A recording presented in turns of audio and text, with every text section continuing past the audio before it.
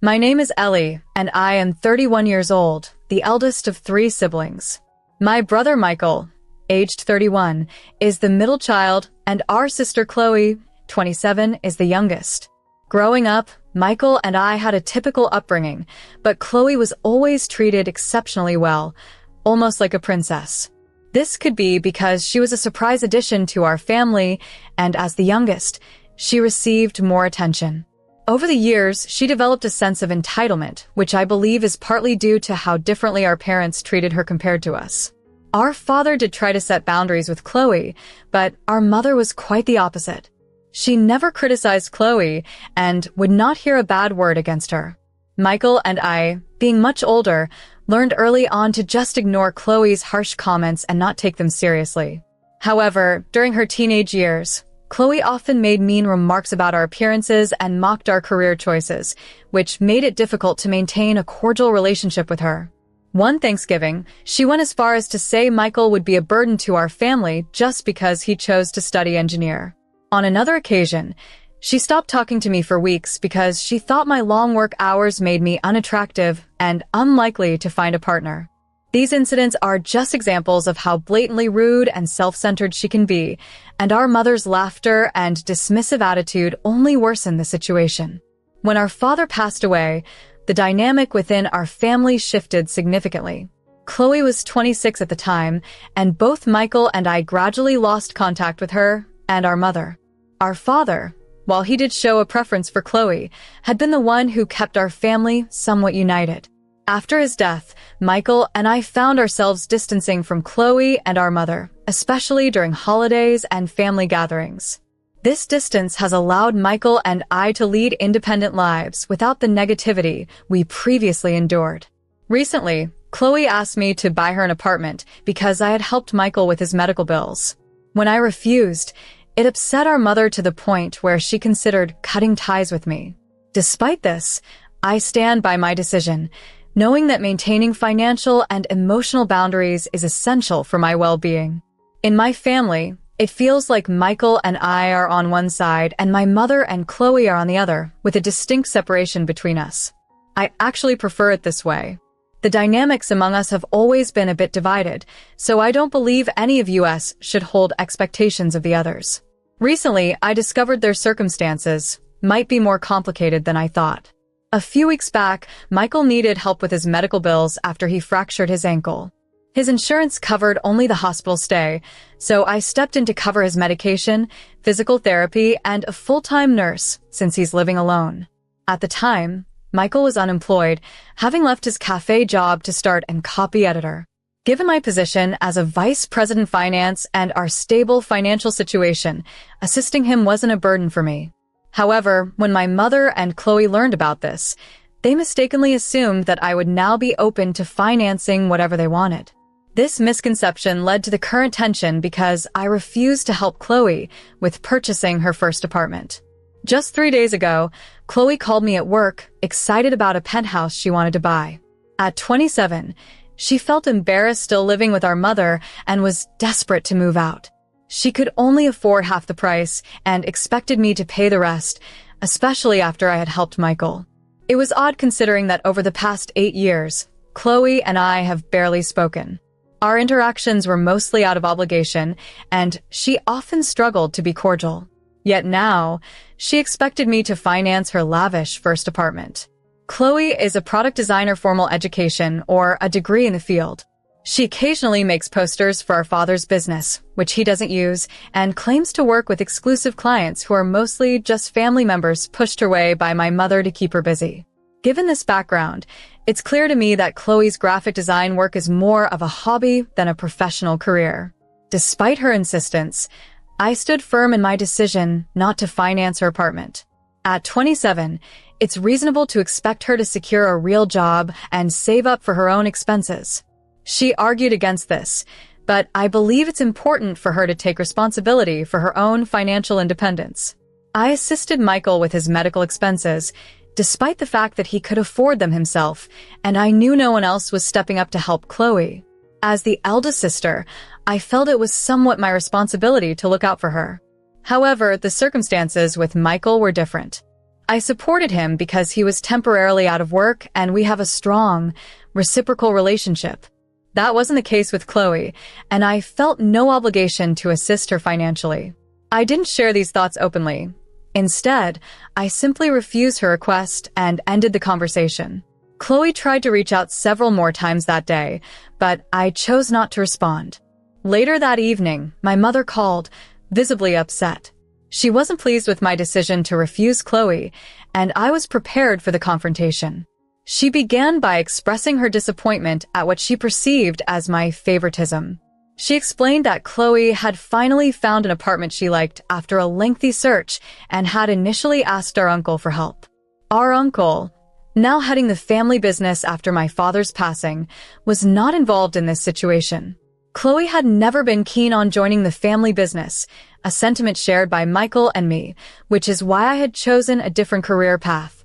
My father's shares in the business had been transferred to my mother, providing her with a comfortable life, yet she struggled to save due to Chloe's extravagant lifestyle. My mother hoped that if I helped with the apartment now, it would ease her financial burden in the future. I found it difficult to mask my frustration during the conversation. I suggested that Chloe should secure a stable job to afford the lifestyle she desired or continue living with our mother. This angered my mother further. She accused me of ingratitude and reminded me of the sacrifices they made for me, implying I owed it to them to support my siblings. I couldn't agree with her reasoning and firmly stated my decision was final. As I was about to end the call, my mother warned that if I maintained my stance, she would have no choice but to sever ties with me. In recent years, I had come to terms with the distance that had grown between my mother and me. When she threatened to cut off all contact, it didn't strike me as significant as perhaps she intended, given how estranged we had already become over the last 6 years. This decision of hers was more of an irritation than a shock. I explained to her that after our father's passing, my brother Michael and I had accepted that our family dynamics were bound to change. I also pointed out the hypocrisy in her criticizing me for favoritism when she had clearly shown preferences herself. I was honest about my feelings, admitting that I wasn't going to apologize for my actions or the decisions I made concerning my siblings. I even went as far as to tell her she could sever ties with me if she chose to, as I had grown accustomed to her distant behavior. To her, it seemed like no one else mattered besides my sister Chloe, and she expected us to live solely for her approval. However, I had my own life, as did Michael, and we owed her nothing. Expressing these thoughts brought me a sense of mental liberation. Her response was swift and sharp. She vowed never to speak to me again. I accepted her decision with a light heart, even making a joke about how quickly she resolved to exclude herself from my upcoming wedding, which would leave room for more deserving guests. This statement caught her off guard, but before she could respond, I ended the call and blocked her and Chloe from my contacts.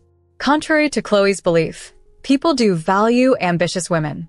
My relationship with my partner, David, is a testament to that. We've been together for nearly 3 years and recently celebrated our engagement with a small, intimate party. As we plan our wedding, I had briefly considered inviting my mother and Chloe, but given recent events, I decided against it. However, the drama didn't end there. Yesterday, David received a message from my mother via social media, despite being blocked, expressing her profound disappointment in me. She and Chloe had resolved to permanently cut ties with me, blaming me for the severed family connections.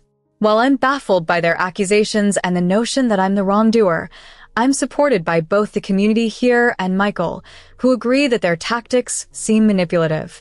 David also observed that their reactions seemed genuine, which only complicates my feelings about the whole situation. I appreciate the support from all of you here, and while it's comforting to know I'm not alone in this, it's still a tough pill to swallow knowing that family ties have frayed to such an extent. He hadn't explicitly said that I was at fault and needed to apologize, but it was clear he thought the situation was a disaster. He tried his best to support me without upsetting my mother and Chloe. However, I knew David was very close to his family, and it must have been tough for him to witness our conflicts. Previously, whenever he met my mother and Chloe, they had always behaved impeccably, so he might not have fully grasped the tension between us. I asked Michael to fill him in on the details, and David's perspective shifted dramatically. He admitted that his own parents had never behaved in such a manner and confessed that if they had, he would have distanced himself from them immediately. With the matter settled, we decided to block both my mother and Chloe. It felt liberating to sever these ties after years of upholding a facade of unity. For as long as I can remember, my mother had shown a clear preference for Chloe over Michael and me. Now, we were choosing our peace of mind over familial obligations. I'm grateful for this confrontation. It was necessary.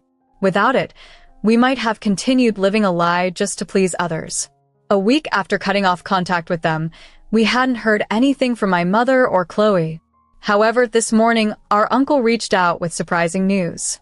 He informed us that my mother intended to transfer half of her business shares to Chloe. He was concise, but expressed his disapproval, labeling it a bad decision due to Chloe's lack of competence. He urged us to persuade our mother to reconsider, especially since she also wanted to grant Chloe voting power in the company. This would place Chloe in a significant position of control, which our uncle found concerning. Although he was hesitant to confront our mother himself due to her firm stance on the issue, he had stayed silent until now. Despite being a shareholder with voting rights, our mother had typically abstained from using them. Now faced with our uncle's concerns and the potential repercussions of our mother's decision, we needed to decide how to approach this new family dilemma. Initially, she had trusted our uncle's judgments, believing they would serve the family business well. However, she soon began to assert her own conditions, challenging our uncle's reluctance to grant Chloe any significant role within the company. He was convinced Chloe lacked the necessary business acumen, fearing her involvement would lead to poor decisions. Given the circumstances, he approached us for support, a move I understood completely. I, too, would hesitate to give Chloe substantial influence over the company. After deliberating with Michael, we resolved that we couldn't stand by and let this unfold. We decided to confront our mother directly, driven by our uncle's evident desperation. He had been a pillar for us after our father's death, offering unwavering support, and we felt it was our duty to reciprocate in his time of need. Despite our previous vow to cease communication with our mother, we went to her home. Unsurprisingly, we found Chloe there, complicating what we knew would be a challenging conversation. Nevertheless, we were determined to fulfill our promise and proceeded to express our concerns about Chloe's potential involvement in the business. Initially, our mother disregarded our objections, but persistence led her to finally acknowledge the gravity of the discussion. As we pressed on, Chloe interjected, arguing her right to a role in the company our father built, a legacy we had seemingly undervalued. Her words sixed the tension, but I managed to maintain composure, trying to remind our mother of our father's explicit wishes. He had always preferred that the business remain free of familial strife, and trusting it only to his brother. Chloe, sensing she might lose influence, escalated the situation, threatening to involve the authorities. Michael intervened, and I continued to reason with our mother, hoping to remind her of the harmony our father cherished. I reiterated that our father had consistently expressed his desire to keep us out of the business to preserve its integrity and avoid legal battles. Respecting his wishes, I had left to forge my own path, unwilling to tarnish his legacy with family disputes. This confrontation was about honoring those intentions, not merely settling scores or asserting dominance. I found myself in a challenging situation concerning the future management of our family business following my father's passing. Despite having a basic understanding of business, I was concerned about my sister Chloe's complete lack of experience. Fearing that her involvement could jeopardize our father's legacy, I pleaded with our mother to reconsider her decision. I stressed the importance of honoring our father's last wishes without letting our personal differences get in the way. Throughout this intense discussion, Chloe accused me of jealousy, claiming my objections were due to my inability to see her happy. However, these accusations were just a reflection of our strained relationship rather than the truth. Our mother listened silently to our arguments before finally asking my brother Michael and me to leave. She found our confrontation disrespectful and needed time to think it over, deciding to discuss it further with our uncle. After leaving, Michael and I hoped our mother would see reason and not involve Chloe more deeply in the business operations, fearing it could lead to poor decisions. I sought advice from a family friend, David, who reassured me that I had handled the situation as well as I could, given the circumstances. 3 weeks later, we received an update from our uncle. After considerable thought, our mother concluded that Chloe should not have a decisive role in running the company. Although she wouldn't have a vote, Chloe was granted preferred shares, ensuring her a stable income without risking the business's integrity. This decision was a relief, as it aligned with my father's intentions as voiced by his brother, whom he trusted implicitly. Despite these resolutions, my relationship with my mother remains strained, and communication with Michael is similarly affected. It's important to clarify that although my father didn't leave company shares to us children, he did provide other forms of inheritance. Some people mistakenly believe we were left out entirely, which isn't true. While it's acknowledged that my father had a soft spot for Chloe, he was also aware of her limitations, something I appreciate more in retrospect. I choose to remember my father fondly and refrain from speaking negatively about him, focusing instead on the positive memories and his lasting influence on our lives. He's not the person you might think, so you can stop worrying about how I might be putting my father on a pedestal. I'm not. It's been several months since we've had any interaction with my mother and Chloe, and honestly, we couldn't be happier. The negativity they brought into our lives seems to have dissolved completely, and we're all feeling much more content. In fact, my joy is through the roof as I'm getting married in just a week. We sent out the wedding invitations a month ago, and it's clear that neither Chloe nor my mother was included on the guest list. I didn't expect them to mind their exclusion, but I heard from family members that the news drove them to a frenzy. They even tried to convince others to boycott my wedding. However, their efforts were mostly ignored. It's puzzling that they thought they could sway the family, especially when they have no real influence over anyone, least of all me. Their reaction was almost laughable and only highlighted why it was best they remained distant from our lives. Meanwhile, my mother decided to rent out our old house and move into a luxurious penthouse that Chloe had always talked about. This move also allowed Chloe to continue living with her, claiming it was a significant sacrifice to support her mother. She positioned herself as the self-sacrificing heroine, while my mother played the role of the grateful, dependent. They might have missed their calling as actresses and storytellers. On another note, Michael's magazine is thriving, and I'm optimistic about its continued success. As for me, I'm marrying the love of my life while enjoying a thriving career. It seems all of Chloe's predictions about my life were off the mark.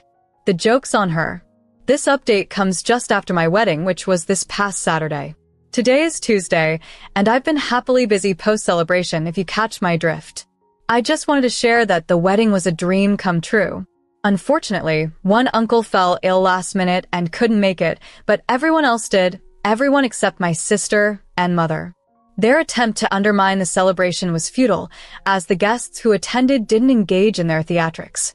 It was just a beautiful, normal wedding. While part of me wishes I could have seen the look on their faces when their plans fell apart, life doesn't always give you everything. But knowing them, they'll likely channel their bitterness into new dramas. Such is their nature.